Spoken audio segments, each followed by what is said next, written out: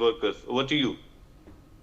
All right, Ashik, thanks for joining me with those details. Now, the Australian PM Anthony Albanese meets with Ahmed, the hero who snatched the gun from one of the terrorists involved in the Bondi Beach terror attack.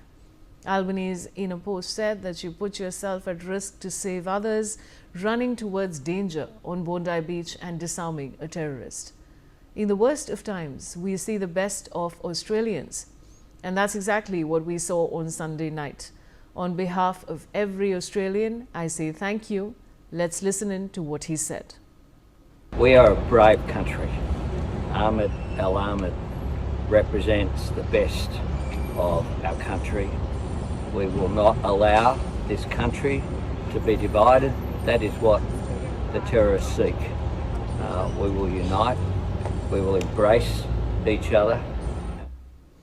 Belly Thomas joining me. Belly, this is such a lovely moment. You know, we're showing our viewers on their screens. The Australian PM is, of course, meeting the hero who snatched the gun away from the terrorist involved in the Bondi Beach attack. What more can you tell us? Absolutely, Vaishali. The Prime Minister of Australia, Anthony Albanese, has spent nearly half an hour visiting Ahmed at the hospital on Tuesday morning, describing him as the best of the country. And Ahmed also thanked Anthony Albanese as he lay in the hospital bed, fluid drip and bouquets of flower beside him with his left arm heavily bandaged. The Prime Minister told him that his heart was very strong. His courage is inspiring, and he was seen shaking Ahmed's right hand in the video that was taken from the hospital.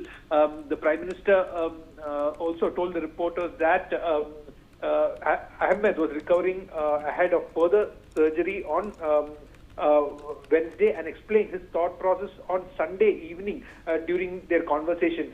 So the Prime Minister went on to say that Ahmed was trying to get a cup of coffee, simple as that, and found himself at a moment where people were being shot in front of him. And he decided to take an action, and his bravery is an inspiration for all Australians. And he's a very humble man. Albanese also met with Ahmed's mother and father in the hospital. They were visiting from Syria, who said that they were very proud of their son. And not only the Prime Minister of Australia, the New South Wales Premier Chris Minns also visited Ahmed in the hospital, and the former Prime Minister John Howard also lauded Ahmed's bravery, and he said that the single act of greatest courage that the country has seen, that magnificent man who tackled the bloke with the gun, and I understand he's a Muslim, is what Howard said, Vaishali. Belly, now of course this incident just happened day before, but take our viewers through what exactly happened. So in this video, what you can see that the shooter who was standing beside a tree and was going on firing, and once his guns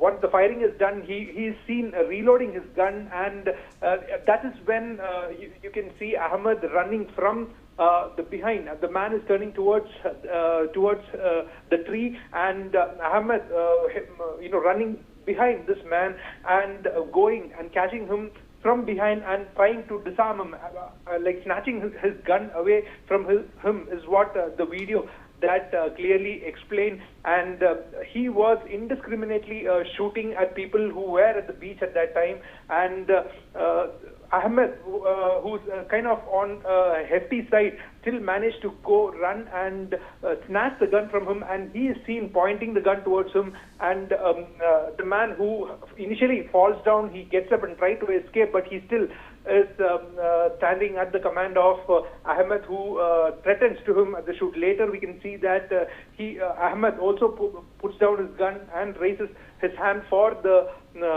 police officials to come and take charge of the situation. So this is the entire video that has gone viral at the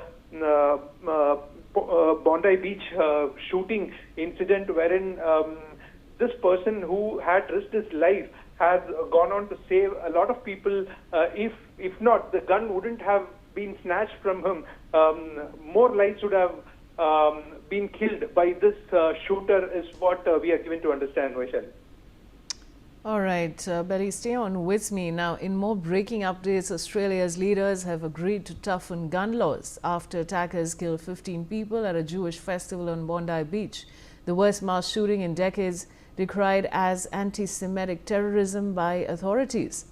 Now, Prime Minister Anthony Albanese convened a meeting of leaders of Australia's states and territories in response, agreeing with them to strengthen gun laws across the nation. Albanese's office said that they agreed to explore ways to improve background checks for firearm owners, bar non-nationals from obtaining gun licenses, and limit the type of weapons that are legal. So, Belly, of course, now, this is very interesting because yesterday as well on a debate I was discussing with my guests how gun laws are already very stringent in Australia. But now this news has come in that, gun laws should be further strengthened in Australia. What more can you tell us? Vaishali, this incident has certainly, prompted the authorities in Australia to revisit the gun laws, which they feel that it's not stringent enough to prevent an attack like this. So this incident, which the police describe as a terrorist attack, was the worst mass shooting in the country since 1996, when gunman Martin Brand shot and killed 35 people and injured nearly 24 others at Port Arthur, a tourist site in the southern island state of Tasmania. So Bryant received 35 life sentences, but his motive for the shooting, which prompted a raft of new anti-gun legislation, was never made clear. So, during during a news conference that followed, the New South Wales Police Commissioner Mal Lanyon had said that the suspects were 50-year-old man who was shot dead by the police at the scene, and his 24-year-old son, who was also shot but remains in the hospital in critical but stable condition. And Lanyon said the father is a licensed firearms holder who had 6 firearms licensed to him, emphasizing that he met the eligibility criteria for a firearm license. The police also confirmed that the 50-year-old suspect lived in Sydney suburb and held a New South Wales firearm license. So 2 weeks after shooting at the Port Arthur, Tasmania in 1996, the government led by Prime Minister John Howard of the Conservative Liberal National Coalition had launched the National Firearms Agreement, which significantly tightened Australia's gun laws. And this new legislation was effectively an agreement drawn up between the Australian government and Australia's various states and territories, which adopted the new legislation by passing their own corresponding laws. While specific laws do vary from state to state, they are all guided by the National Firearms Agreement and National Handgun Control Agreement measures.